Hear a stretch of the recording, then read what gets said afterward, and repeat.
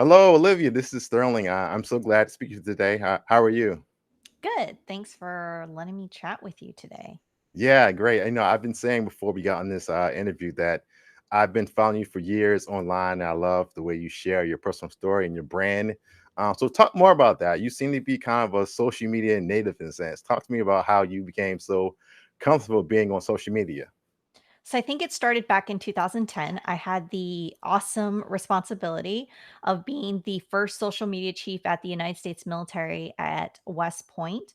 And in 2010, it sounds crazy right now, but in 2010, the Army actually was very new to social media. Mm-hmm. The Army actually said, we're actually going to do this. Now, for everybody else, right, social media was not new. Everybody was actually already doing it. But for the Army actually said, we're going to do it.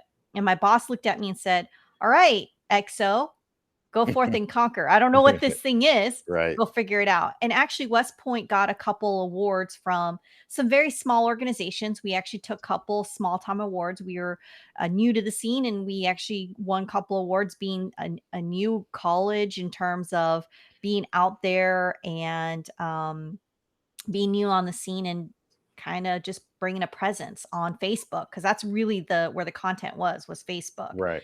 And I kind of grew with it and I just really got into it. And I Yeah. think what was helpful at the time was there is a star, a that I look similar to. I don't think I do, Okay. but my name is Olivia Nunn, Right. and a lot of people confuse me with Olivia Munn. Okay. She is Okay. half Chinese and Right. half she's got Dutch. I'm Korean and Okay. English. All right. She's extremely tall and beautiful, and I'm actually a little older than her. But so I think a lot of people confuse us, Okay. which I'm very flattered that people would think that I'm halfway gorgeous as she is. So, Right. so I think that's kind of cool. And so I've been able to kind of grow as an individual, both from a Right. professional and a personal standpoint, and kind of take that and grow that. Fast forward, I took that knowledge from 2010, implemented that here at US Army Soldier for Life, and just took that, watched the platforms, understood how those platforms grew, use that knowledge space and really just implement that and grow. And the Right. biggest challenge in my space is how do you do that when you literally have no staff and no money? Right.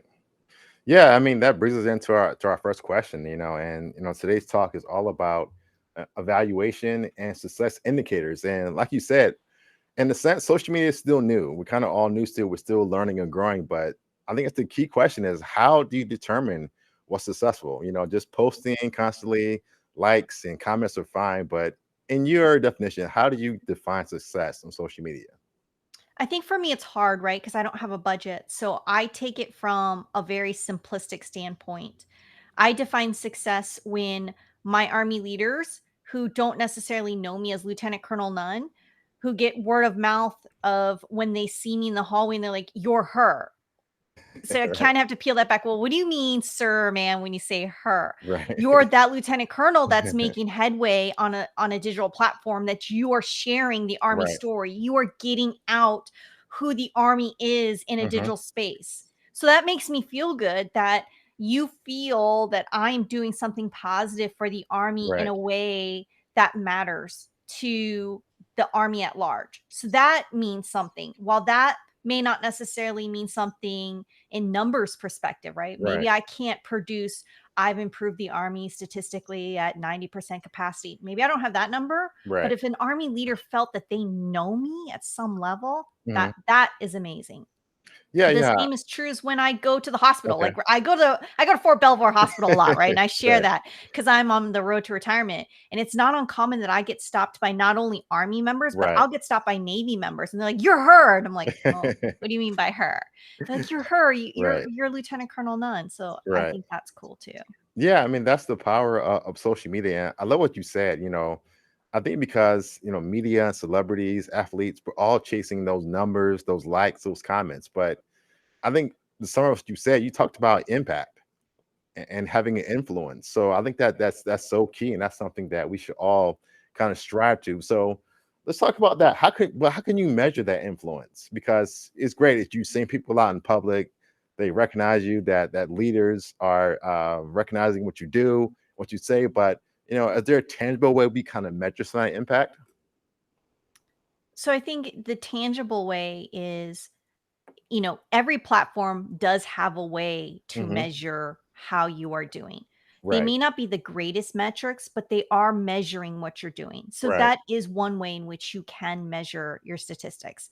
So I do look at how have I performed Hmm. from, let's say, 6 months ago. Right. So here's an example that I look at individually as Olivia Nunn. Everyone says that video is king, right? Right. Videos outperform photos. In my instance, as Olivia Nunn, actually, my videos perform poorly. I Yeah. don't know why. Right. For some reason, people want to see my smiling face Right. in a photograph over a video, Right. which blows my mind. Hmm. So, one of my photos will be viewed over 100,000 times on Right. LinkedIn. My video will only be viewed 7,000 times, Hmm.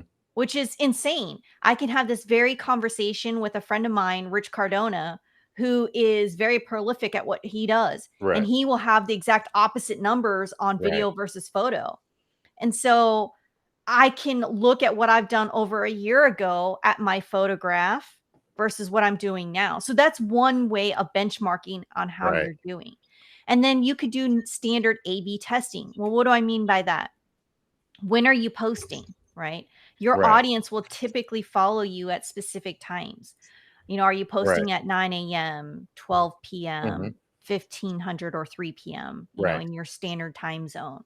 And you kind of got to play around with that and you'll see. So Right. you've got to kind of do that to know your audience. And Exactly. then are you consistent with your messaging? Who Right. are you? And sometimes you won't know who you really are until you kind of feel yourself out Hmm. and your audience out. And Right. at the end of the day, if you don't remember what I'm saying is you kind of got to figure it out Right. by doing it and Oh, being a little on the yeah. edge, I think, of yourself. Yeah, I love what you said because at DINFOS in the schoolhouse, students are always asking me, "What should I post? What should I say?" And they hate to hear this, but I can't tell you what to post, what to say. You have to get to know your audience. You have to do that experimenting to find out what works. And we always say in the schoolhouse that every post is an opportunity to learn about your audience. And I think Yes. that's a great way to approach that. So um, I want to touch on one thing you say too is analytics. Every platform has analytics. I know LinkedIn has a tool that's great that it's not really based off likes and shares, but more of influence. What's the name of that tool on LinkedIn that gives you a ranking? Of course, it's at the tip of my tongue. Dang it, I forgot. And I was just talking to Yeah. their team last night. I had Yeah, a but call it's with a great LinkedIn. tool. It gives you a ranking, lets you know how you're doing against your people in your field of industry. So there are Yes, some tools out there that can give you a better barometer of kind of how you're doing, especially outside of like shares and commenting. absolutely. And it's worth just digging into your tools, right? Yeah. Spend a little bit of time. But I think before you kind of dig into that, ask yourself, what is it that you want to share about Right. yourself? And I will say this over and over and over again. And I know people don't want to hear this word is authenticity. Yeah. Yeah. Maybe you don't like the word authenticity. Right. Maybe you need to use the word real. Right. Be yourself. Yeah. If you're quirky, show your quirky self. If you are Right. a Star Trek fan, show yourself. Right. If you are a Star Wars fan, show that. Last night I was watching He-Man with my kids because Okay. Netflix has redone He-Man. All right. And I was reliving my childhood last night and Right. reliving that classic. By the way, if you haven't seen the new one, I I'm haven't. not going to give it I'll away, check it out. but mind blowing. Is it live action or is it cartoon still? I love cartoons, right? And I will watch that. Okay. But that's what I'm saying, like, Right. bring yourself to the platform. Right. And the other thing I will share is you don't have to master every single platform out there. Thank you. Master a couple of them. Thank you. And in the world of business, if you're going to master a platform, because we're talking about our DINFO students here, the platform you should Mhm. master at a minimum for the Army or the Navy or Air Force is LinkedIn Right. because that's business. And Mhm. then look at Instagram and or Facebook. And as Right. an individual, then we can get into the other platforms. Yeah, it's funny you say that. I'm teaching class later tonight, and my first slide says LinkedIn is a Rolodex on steroids. So it's It the is. best way to connect with people and to share. And I think one of the things that happens is social media, we forget that it's social. It's about communication, two-way communication is about telling your story. So that's something that really gets lost in that. So kind of want to shift gears some. So I see you posting always on LinkedIn, but I also see you doing a lot of podcasting. Do you want to share any kind of tips how somebody can get into podcasting and how to create content for a podcast? So I think for me, I'm probably the odd one because I started with some content already Okay. baked in, right? Because I am the official podcast host for an official podcast for the Army Hmm. in terms of the Soldier for Life podcast series. Right. With that being said, I cover a wide a range of topics, right? I cover everything Hmm. from transitioning topics to health and wellness to mental health to everything in between. And right now, I'm in my last season as the podcast host because it's not a surprise. I'm retiring, right? Right. And but what I want to cover in season 9 is probably do a little more story. So, in Hmm. fact, this past Sunday, I released something that I haven't really done. I covered the Marine rapper. Okay. We talked about music industry because I haven't Right. covered that. So that was a little more kind of left field. Right. And I'm going to get into some heavier topics. I have talked about race and diversity, and I'm going to talk about, I'm going to dig deeper into some more heavy hitting topics, and I'm going to talk about my journey a little bit more Right. towards the end. So, to get back to your question, what do you want to talk about on your podcast? In the world of podcasting, the more niche you can talk, the better off and more successful you will be. Right. When we talk in communication, for the most part, the more broad and overarching you can be, the more successful you will. But when we go in podcasting, the reverse is true. Hmm. The more niche you are, the more successful. It's weird when it comes to podcasting. Right. So you have to determine what is the topic or the realm that you want to get into, and that's where you got to decide, and that's really where you want to hone in on. Right. And that's kind of once you kind of know where you want to go, start digging in. In terms of Okay. equipment, it doesn't take a whole lot to get started. Just do your research. You need a microphone, you need something to do some editing, do some lighting, and then you do need some kind of platform in which you're going to Right. record. Are you going to do something like us where we're both remote, or are you going to do face to face? I've done both. I've done face to face, I've done Hmm. remote. I tend to like the remote. It makes it a Right. little easier because Hmm. then you can have audiences all around the world. Right. The face to face, while it's nice, you get to see them, some high five, fist bump, and hugs and everything else. It does make it difficult because people Hmm. aren't willing to travel. Right. Um, Whereas, remote, hey, they could be in different Right. time zones. I've recorded people in Australia, right? Right. And people could be in their flip flops for all that Hmm. matter. Right. Getting into podcasts doesn't cost a whole lot per se. Right. Yeah, taking me back to what you said earlier about having no staff or having no budget. So, um, if you're trying to approach social media, and like I said, some people are blessed; they have an entire team, a entire team that works social media and communications. But some people in their unit is just them or another person. So, talk about some ways that you can maximize, your reach on social media when you only have a small team and you have little to no budget. So I think for me, the truth is I am a team of 1.5. And the reason why I say 1.5, Okay. I have a government contractor. Okay. So in the rules of government, a government contractor is not authorized to represent the military, right? All right. It is against policy. So what does my government contractor do for me? So I've taught her the ways, right? She knows the rules, she knows the things that we're allowed to do, not, apolitical, non-controversial. Hmm. So she helps scour the internet for me, right? She Right. looks at all the things that are out there. We talk about the things we're going to post. She starts laying the content out, and I Hmm. push her content because content comes into me. I review, we push, we lay it all out, and Right. we start laying it out. So think from a visual perspective, think if we had this massive table and if we were cutting things out, like think magazine layout, and we're laying out pictures and Okay. diagrams, and then thinking times, right? So if you're thinking of a Right. massive calendar, laying them out, and you're doing it for every single platform, and then you're talking about pushing and pulling. and I would review the content. We talk about what the write-up would be, right? Right. What are the hashtags? And then you would, so that's the crawl phase, Right. and you would speed that up over time. And then you would get to the, obviously, the sprint phase. And that's Right. how you would do it. And then you do it for every single platform. Okay. Um, Now, it's very, very tedious at the very beginning when you only have one person Right. and you have no budget, but that's where you've got to start. That's where you develop cohesion. That's where you develop your brand. That's where you develop um, a gathering of your audience. That's where Hmm. your audience learns to trust you. That's how you do your A/B testing. Right. That's how you develop really the core of who you are. And when you lock that in and you get that lockstep, that's how you start pushing to light speed, right? That's Okay. how you get there. Right. It's so painful, I'm not even gonna lie, and you wanna rush through it, Right. but you can't. You gotta be disciplined to stay there. Right. But when you get that right, when you get to the other side, you'll look back and go, "Man, I can't believe that we did that." Right. But it's well worth it. So painful, Hmm. um, but it's doable. And Right. I wish, we didn't have to do that. But Hmm. it's still doable because we're still a party of 1.5, Right. right? Things haven't changed, and people still think that I have an army behind me, Right. right?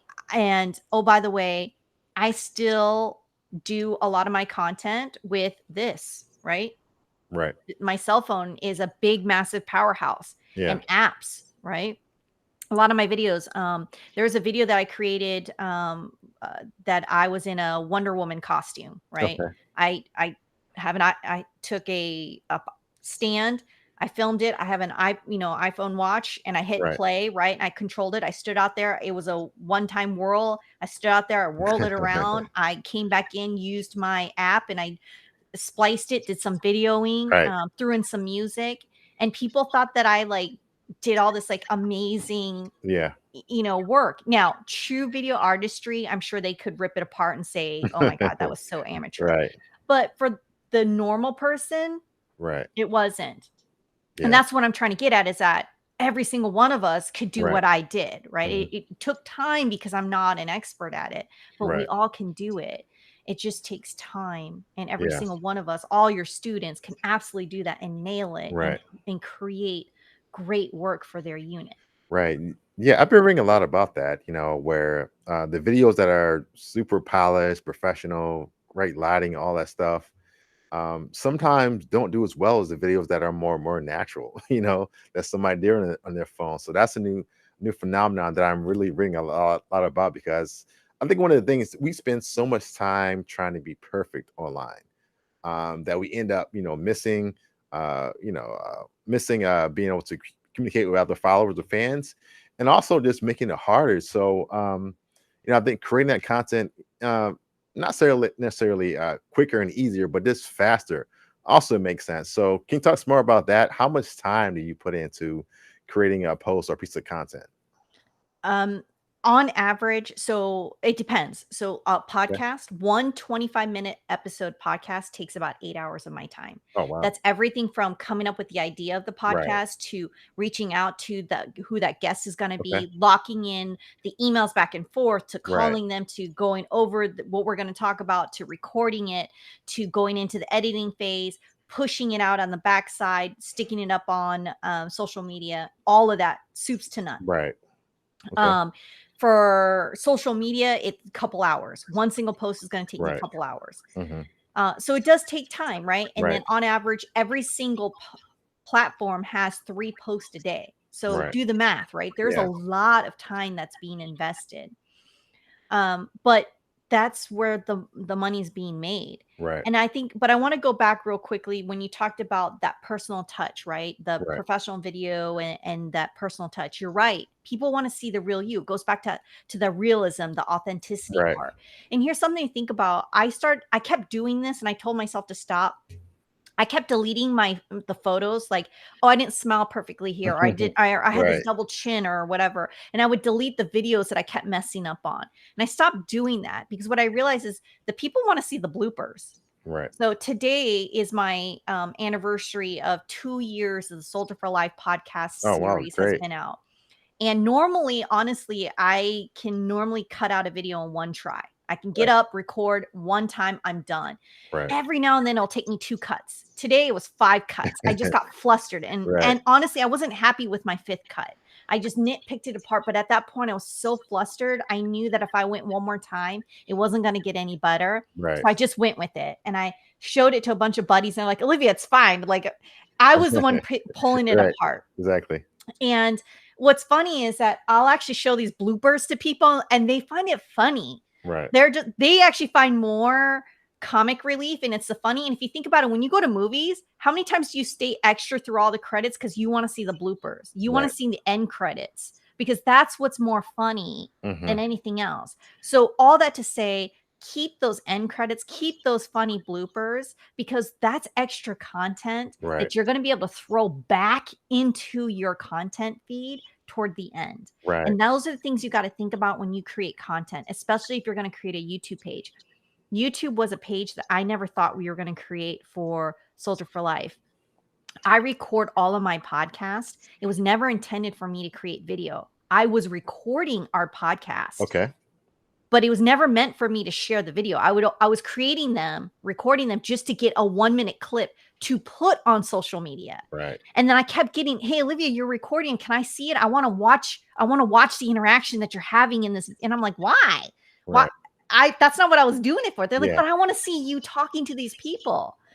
And I kept getting these requests. Right. So eventually I will release them to YouTube where you can see the whole show in its glory. And so born from that will be another content series. Right. And that's what I'm saying. Like, you just never know when the request for more content is going Yeah. to come from that. So, Yeah. be creative at the end of the day. Yeah, that's a great point.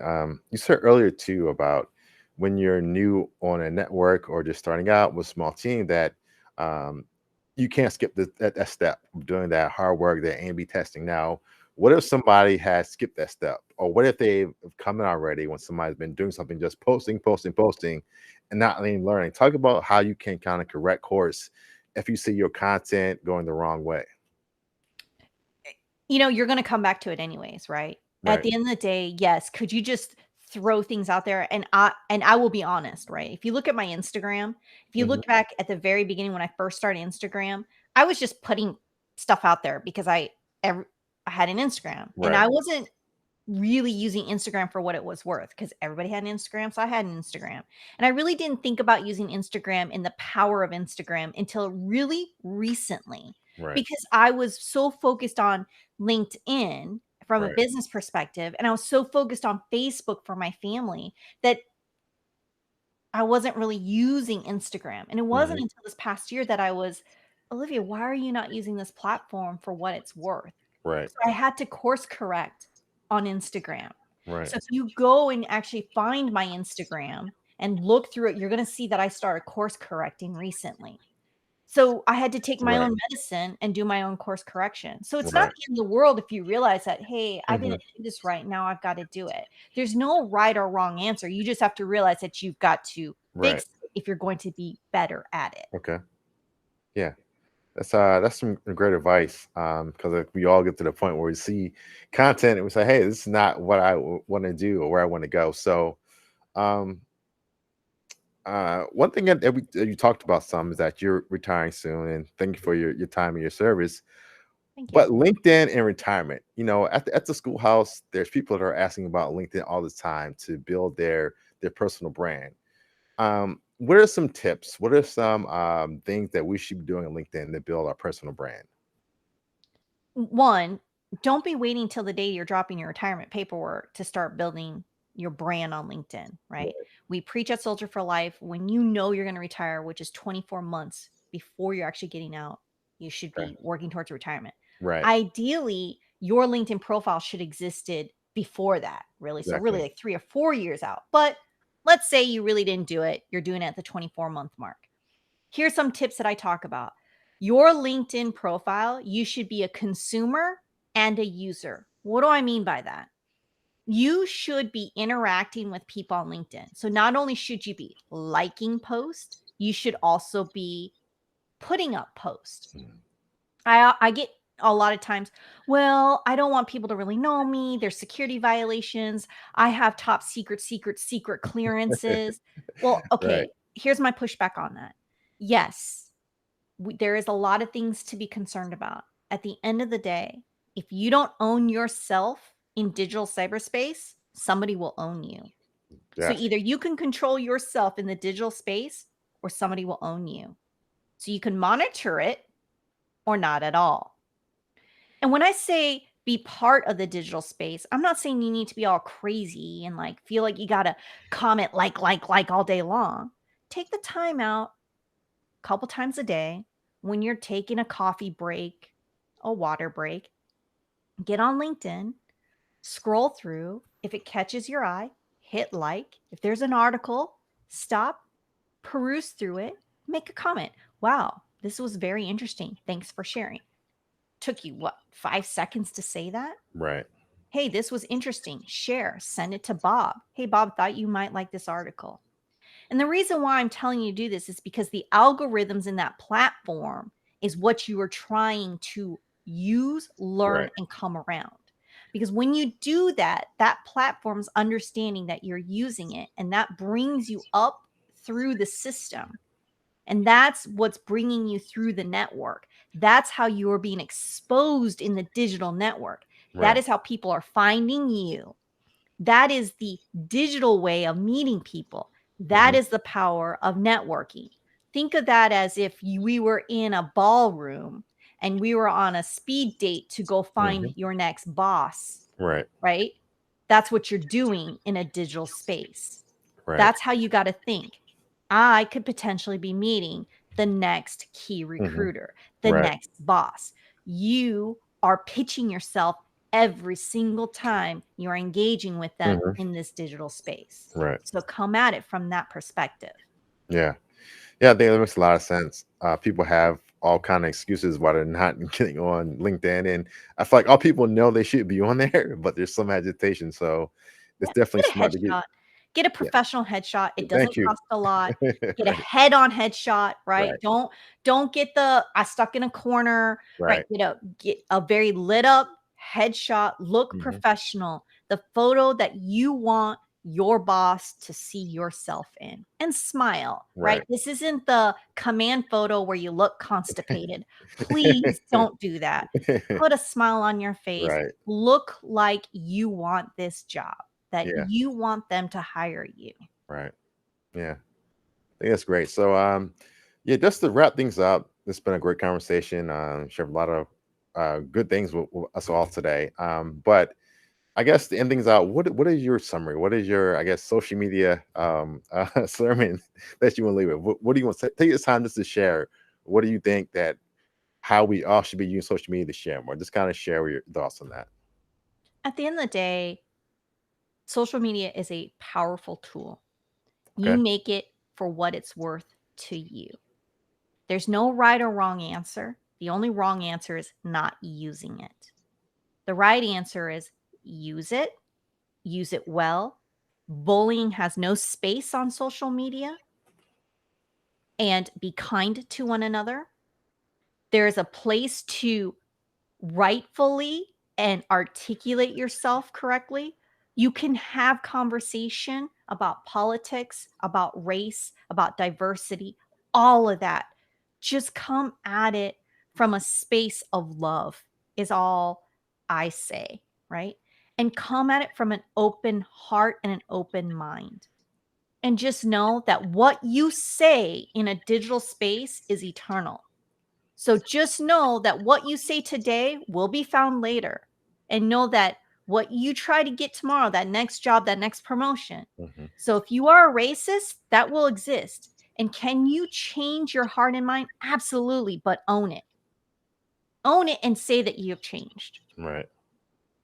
And at the end of the day, we are all humans and we're all going to grow.